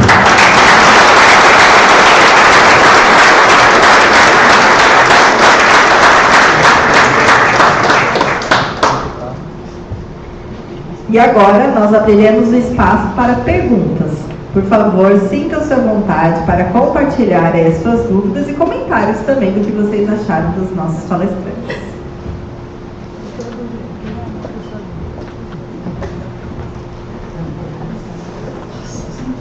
Quem vai se habilitar primeiro aqui?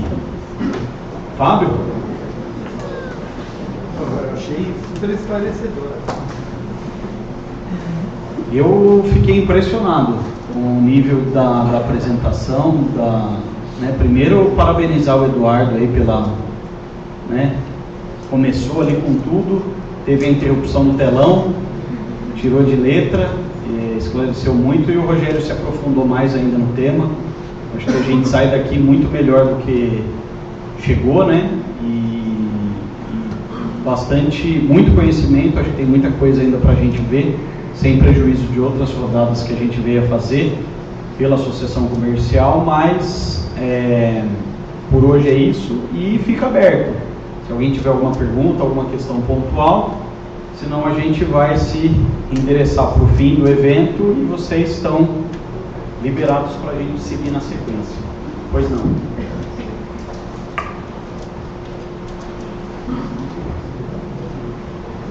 A gente percebe que hoje em dia várias empresas elas migram às vezes de cidade, de estados, por conta de alguns benefícios, E eu gostaria de saber, o Rogério, que acredito que está à frente nesse tema de estudo da reforma, se o governo tem algum pensamento em auxiliar alguns estados que, por baixa cobrança de algum imposto, tem benefício na indústria, no serviço, instalação de empresas, né? Porque existem várias cidades, por exemplo, como ele comentou, de Minas Gerais, algumas cidades da Bahia, que muitos empresários de São Paulo saíram daqui para empreender lá. Isso tem um impacto positivo na economia local.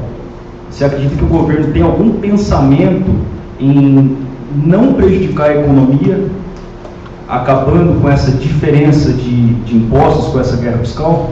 Obrigado. Obrigado. Muito pertinente a sua pergunta, né? Quando o legislador trouxe os dois fundos, que é o Fundo de Desenvolvimento Regional e o Fundo de Incentivos Fiscais, é justamente para atender o que você colocou. Se eu tenho um determinado estado que possa vir a ser prejudicado com essa nova sistemática, eu estou tirando o ICMS dele, correto? Estou tratando agora de IVA, lembrando, local de destino. Então, o legislador, pensando nisso, criou o Fundo de Desenvolvimento Regional e para aquele empresário, para aquela empresa que fez o investimento, que correu o risco, que foi para lá, que tinha esse incentivo, também foi criado o fundo para compensar essa perda que o empresário, que a empresa vai ter. Tá? Então, o legislador pensou sobre isso, com a instituição desses dois fundos, e obviamente que agora vai ter, além da instituição, vai ter a regulamentação de como isso vai se dar. Mas isso foi pensado justamente para não ter essa desigualdade.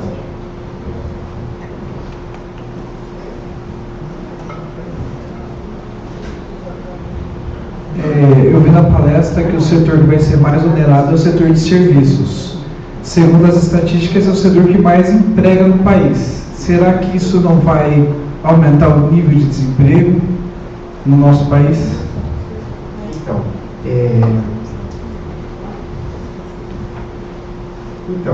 Assim, o que eu coloquei para vocês são estudos que estão sendo realizados pela natureza de cada atividade, né? Como a gente está trazendo essa questão da não cumulatividade, ou seja, eu tomo crédito de tudo aquilo que eu adquiro, a gente sabe que o setor de prestação de serviços não tem essa gama de aquisições, né? Então, é uma preocupação, realmente é uma preocupação. Eu acho que alguns setores correram ali para para defender os seus interesses. A gente viu profissionais liberais com redução de 30%, outros com redução de 60%, mas infelizmente isso pode ser um efeito danoso dessa reforma. Eu acho que isso pode acontecer.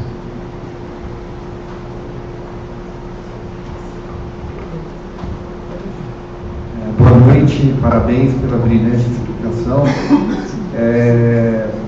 Dentro da reforma tributária que está se desenhando, existe alguma coisa que vai mudar na questão dos encargos trabalhistas? Não tem nada previsto disso? Não tem nada previsto. A reforma só em relação aos tributos. A questão trabalhista não vejo um tema que foi tratado na reforma. Então o caos continua. Acredito que sim. Pelo contrário, né? Alguns setores estavam desonerados, agora não estão mais. Então, Vai acabar os incentivos. Mas não tem especificamente nessa reforma, em nenhum momento se tocou sobre isso.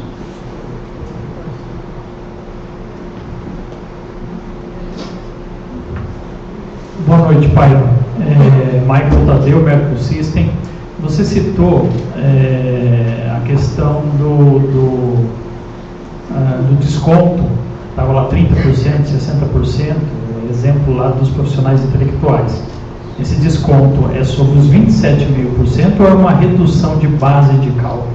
Redução da base de cálculo. Obrigado. E assim, a lei, principalmente para os profissionais liberais, depois, ela trouxe alguns requisitos para fazer gozo da redução. Então é importante também ter a oportunidade de ler, mas é sobre a redução da carga como um todo.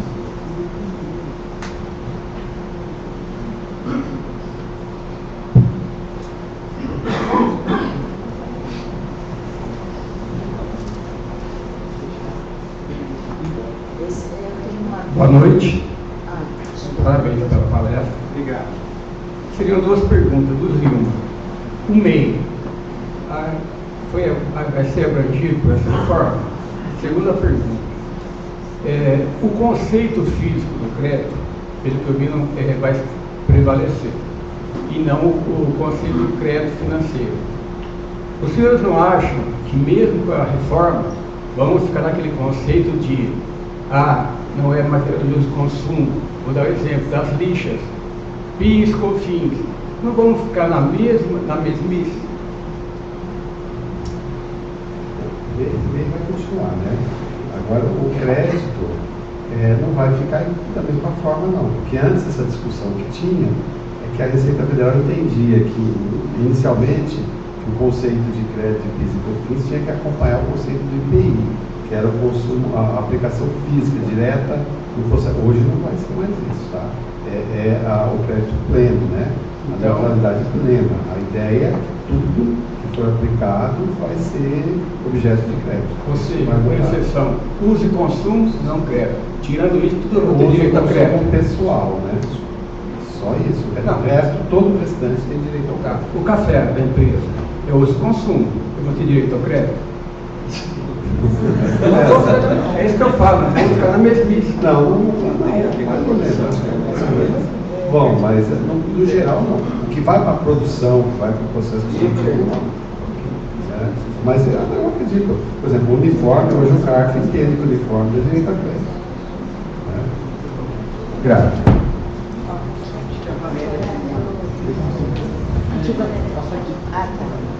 Primeiramente, eu quero agradecer, porque foi excelente, tanto o Luiz Eduardo quanto você, Rogério, porque nos elucida, mas eu gostaria, assim, eu não tenho esse seu senso positivo com relação a isso, eu gostaria de ter, mas ainda não, porque o meu setor de serviço está muito prejudicado, né?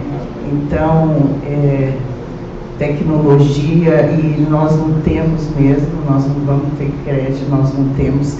E a minha dúvida maior vai ser nesse período de transição, onde vão decidir os dois, como que eles vai ser essa fiscalização e como que vão aplicar isso na prática. Isso que eu gostaria de saber quando tiver os dois sistemas ao mesmo tempo, o atual e o novo. Bom, Valéria, assim, tudo muito novo ainda, né? Assim, a gente tem uma ideia, né, de que as coisas vão acontecer. Então, assim, a partir do momento em que no que se refere à Receita Federal, ela continua como estrutura, arrecadando, fiscalizando a CBS. Nós temos os estados e municípios continuando também instituindo, arrecadando, fiscalizando, e nós temos a criação do comitê, o comitê gestor.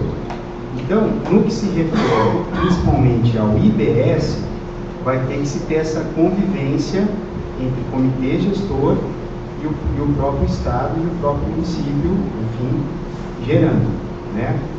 Confesso para você que estou bastante assustado no dia a dia. Acho que tem profissionais de contabilidade, profissionais, nós mesmos enquanto operadores e sendo muito demandados em termos de consulta, né? A gente vai ter uma carga gigante de trabalho, né?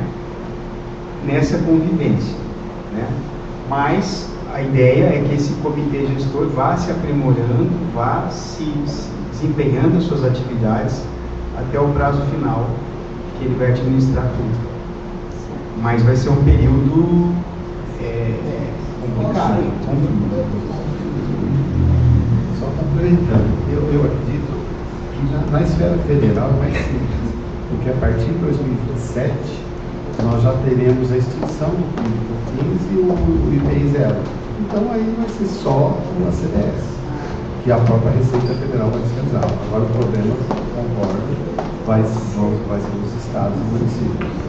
E aí vai até 2032. Você vai conviver com os dois sistemas e os senhores contadores terão que apurar as duas, tanto o IBS quanto o ICMS e o ISS.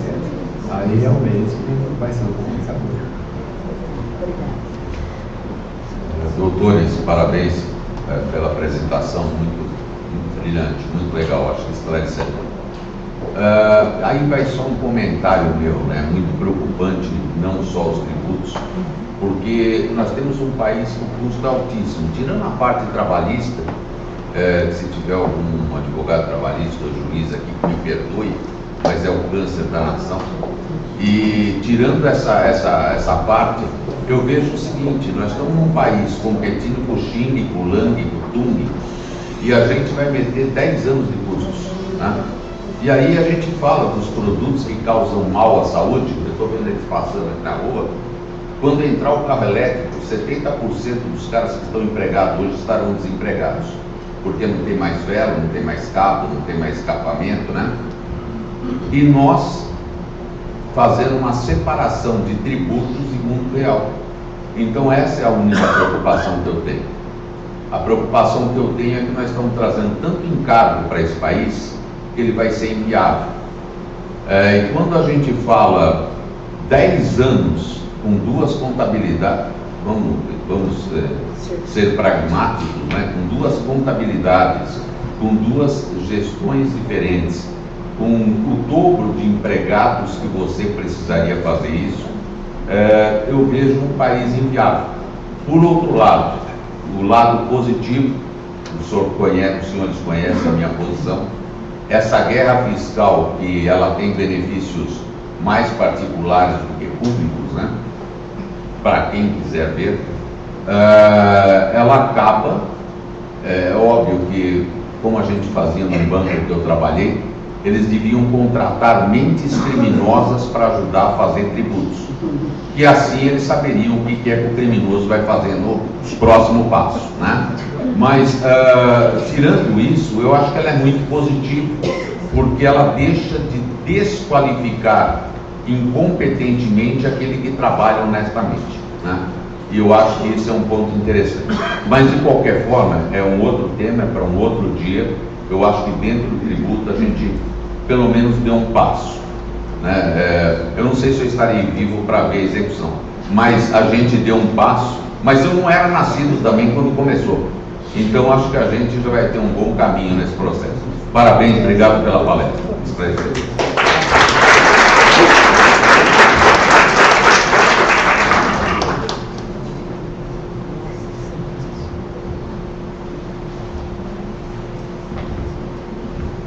Boa noite. Doutores, eu gostaria de fazer um pedido de previsão aí dos impactos dessa reforma na economia. Vocês já citaram e a gente já percebeu que nesse período de transição não temos um cenário muito que nos acalenta e com muita esperança numa melhora da economia. Mas a longo prazo, isso pode trazer mais investimentos para o nosso país, trazer mais indústrias, vai ficar mais equalizada a competição com a economia internacional?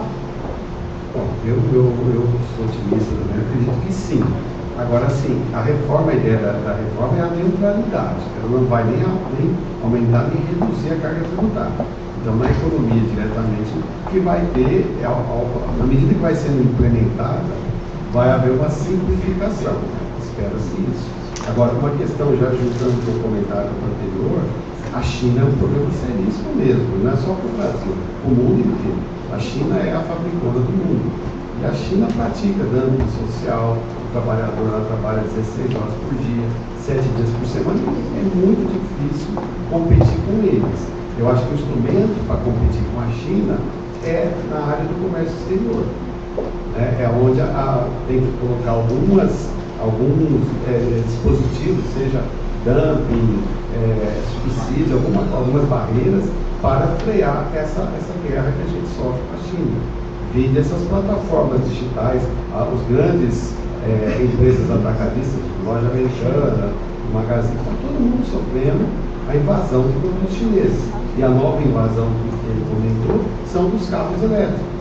Agora, a China, aquele BYD, está entrando muito forte no Brasil. Então, mas aí não é uma questão que a gente vai resolver na reforma tributária do consumo propriamente. O Brasil vai ter que adotar algum tipo de barreira, de tratamento para a invasão chinesa. Então, acho que é por aí. Eu achei sua pergunta muito interessante. Para quem aqui tem cliente que mora fora do país, aqui o Fernando, que é diretor-presidente de uma empresa que você tem acionistas fora do país, você não imagina a dificuldade de explicar para eles o nosso sistema tributário. Eles não entendem. Explicar para ele, olha, você tem ICMS, você tem PIS, você tem COFINS, esse aqui é do Estado, esse aqui é da União, assim, para eles realmente é uma coisa extremamente difícil de entender, né? E aí você tem a OCDE e esse passo que o Brasil está dando é justamente para ter uma padronização aos países que fazem parte da OCDE. Então, se a gente olhar a longo prazo, que eu estou trazendo uma simplificação, que eu estou trazendo uma padronização com os países desenvolvidos, que eu tenho um investidor estrangeiro que vai olhar, né, uma forma mais suave da carga tributária, eu quero acreditar que isso possa trazer mais investimentos, mais segurança jurídica e mais investimentos. Tá? Outra coisa que é difícil de explicar para o estrangeiro: eu paguei um tributo e depois eu vou rever esse tributo. Peraí, como é que é isso? Não, eu paguei, aí eu entrei numa ação, essa ação levou 10 anos, ela transitou em julgado e agora eu tenho um crédito. Então isso, para eles também, não se entende, porque eu paguei, eu apurei, paguei, está correto, né? Então, assim, quando a gente olha para essas situações, quer me parecer que o Brasil está dando um avanço para isso.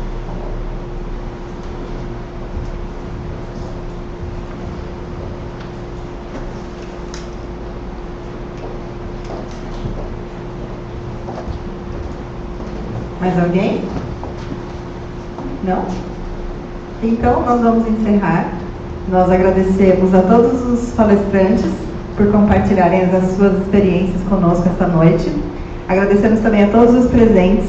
Foi uma noite repleta de aprendizado.